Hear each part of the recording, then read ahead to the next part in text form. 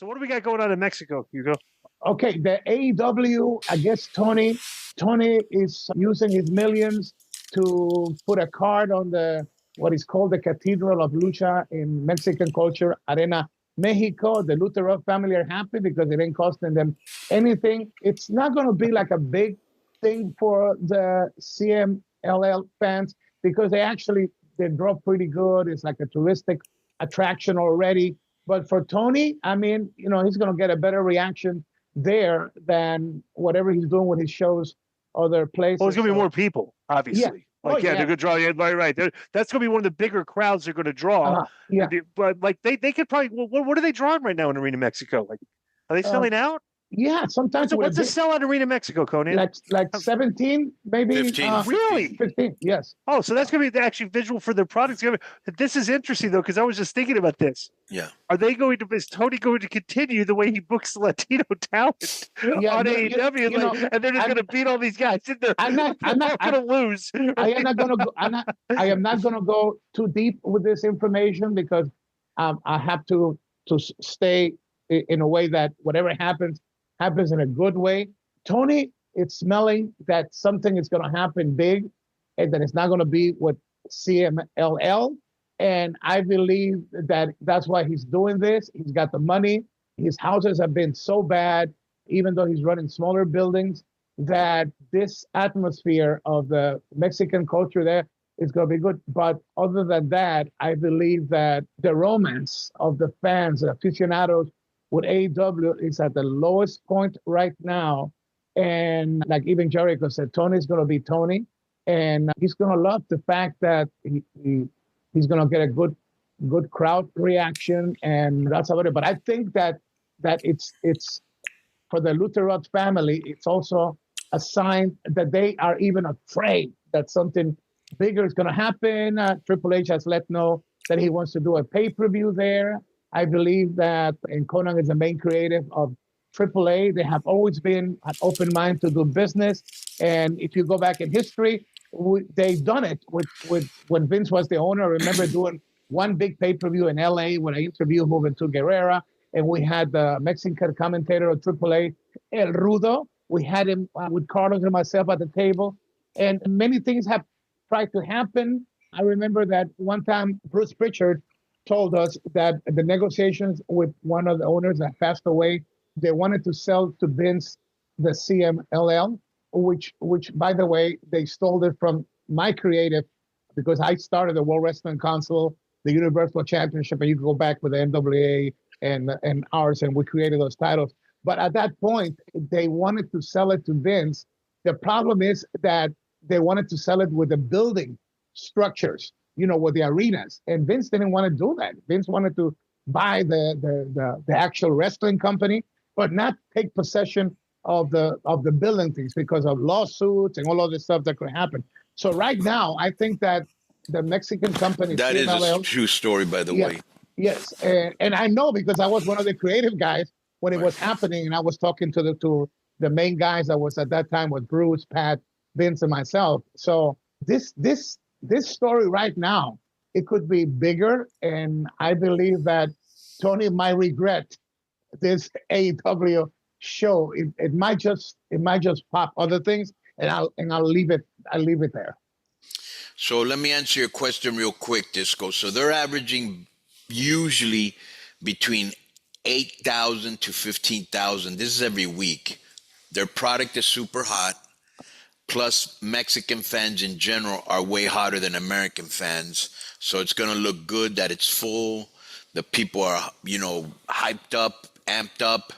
They're noisy. They're going to do reactions. And it's going to look good for TV. Arena Mexico is a great arena to shoot in. So it's going to look great on TV. And it'll be a feather in its cap. We went to Mexico and we sold out. But to tell you the truth, Arena Mexico doesn't need AEW to sell out, but they will because it's the first time they've ever been there, and it's TV. Also, Tony is very much afraid of the reaction of some of his stars that they were not used correctly in AEW. And right now, Penta is on fire.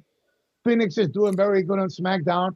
And if we go that route to events happening in Mexico, like Triple H set of things happening there. These guys, like Penta and Phoenix, could be a huge acquisition. If you add Rey Mysterio, his son, into an angle there, and you use a couple of big stars from Mexico culture, I think something big will happen. And if Phoenix at one point decides to let the whole thing happen of how he was treated and put in danger with one of his injuries that I'm not going to say anymore because this could be a legal situation.